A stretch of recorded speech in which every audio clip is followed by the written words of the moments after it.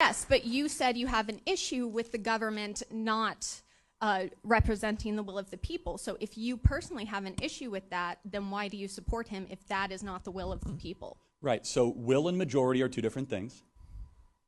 Right? So are we a democracy? You're not here. Are we a democracy? Should we be? No, but are we? What's up, guys? Welcome back to my channel. It's your girl and nephew Scarlett. Today you're back again with another video from Charlie Kirk. So today Charlie Kirk gives liberal students an education. Okay, so guys, without further ado, let's get started. Yes, but you said you have an issue with the government not representing the will of the people. So if you personally have an issue with that, then why do you support him if that is not the will of the people? Right. So will and majority are two different things. Right? So are we a democracy? You're not here. Are we a democracy? Should we be? No, but are we? Why should we not be? Is that not a core fundamental point of American society? No. Has democracy appeared anywhere in the Constitution?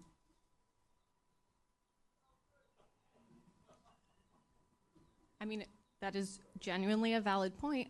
However, your point of the government should represent the people, why is it that democracy is not in the Constitution, or why is it that you believe that the will of the majority is not as important as the will of the minority if your issue specifically is the government should represent the people better?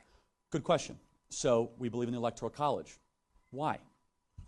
Because Kansas deserves a voice. Because Missouri deserves a voice. And it's the most important way I could distill it is the union we have is the states created it, the federal government didn't create it. So the kind of price of admission is every state gets 2 senators, congressmen based on population, and then electoral votes based on that population. So you kind of get a mix of both. And it's also this tension. And I would ask the question, if we abolished the Electoral College, do you think that the needs, wants, and interests of Missouri, Kansas, Iowa, North, South Dakota, Montana would be taken as seriously as New York and California? That would be my question to you.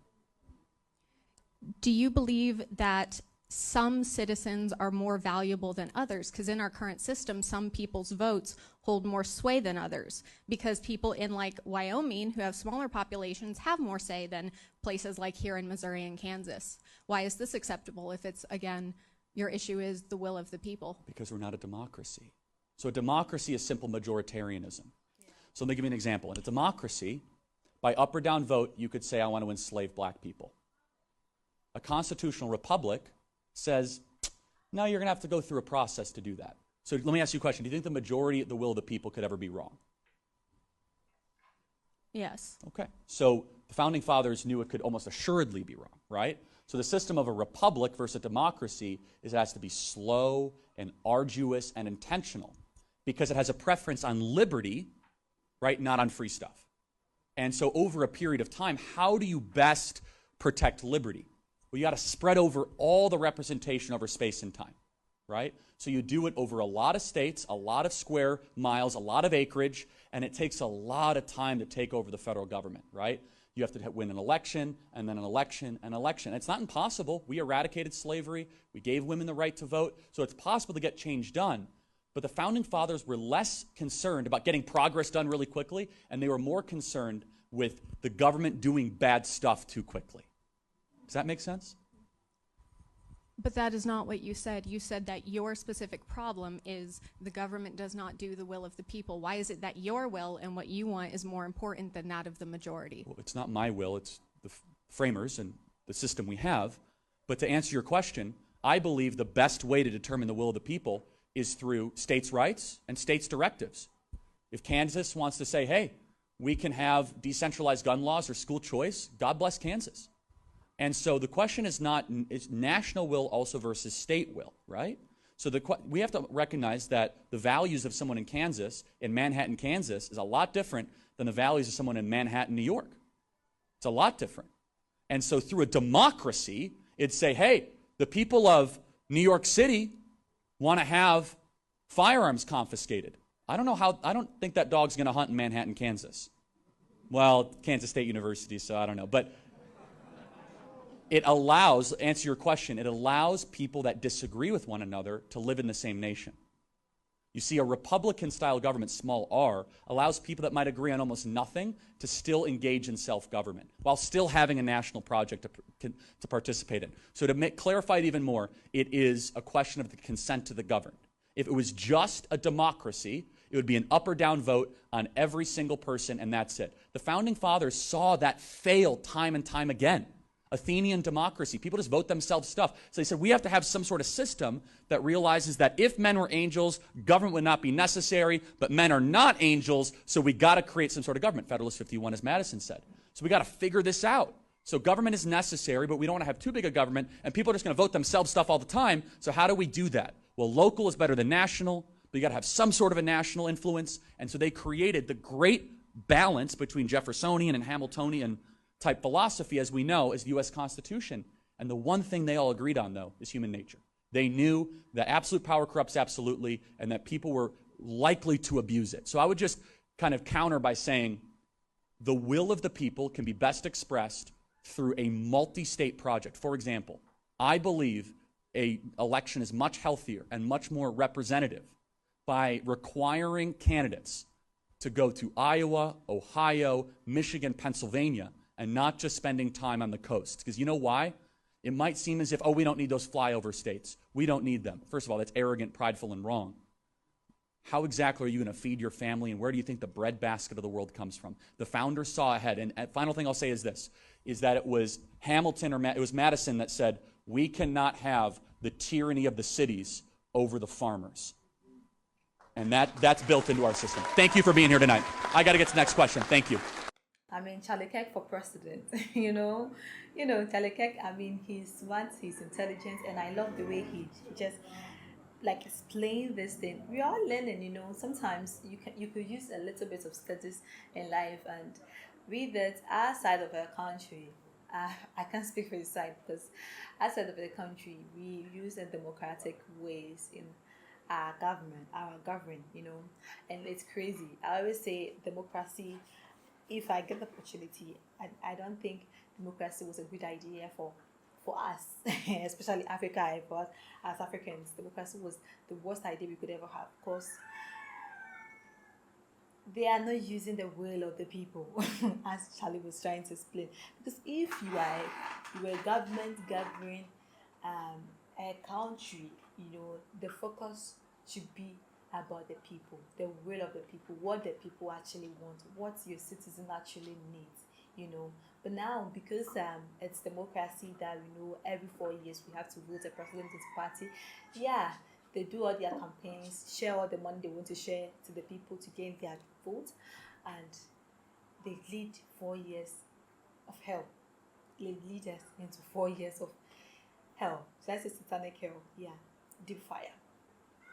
And they know they will still, because we vote according to the majority, how the numbers you're getting in your vote, and because they can afford it, they share the money, they share things to gain the people's vote, and we vote them in, and now we put ourselves into slavery in our own country, and it's crazy.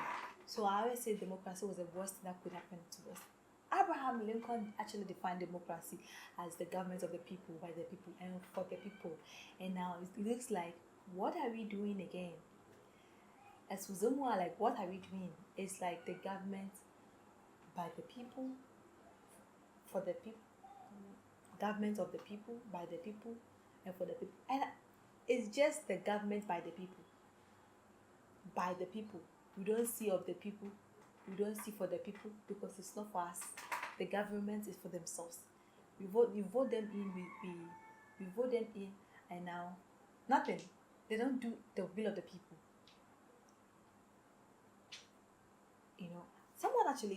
Someone actually made this statement. And it's like, if you are voting, you need to vote. Don't vote because this particular party is bringing you change, or bringing you something, change for the country. Vote because it could affect you. This particular party is going to affect you positively. How is it going to affect you positively? just vote because you are closer to the party. You know people in the party. You know someone in high state. And which is crazy. People don't actually vote.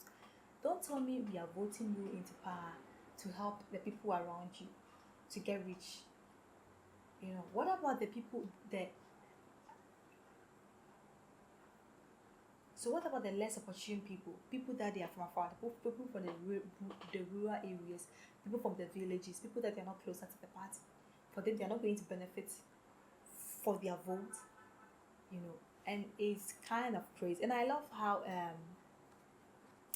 other countries don't believe in this democracy, because yes, and I think from this mentality and from this ideology of Charlie Kirk, I hope every country would have been better, having this mindset and having government that really will come up and do the will of the people, the will of the citizens, and I always say the citizens they don't need much from the government. If there is work, if there is stability, the economic stability, in the country, the citizen does not need much from the government. What they need is just social amenities, the little things that can make their lives good.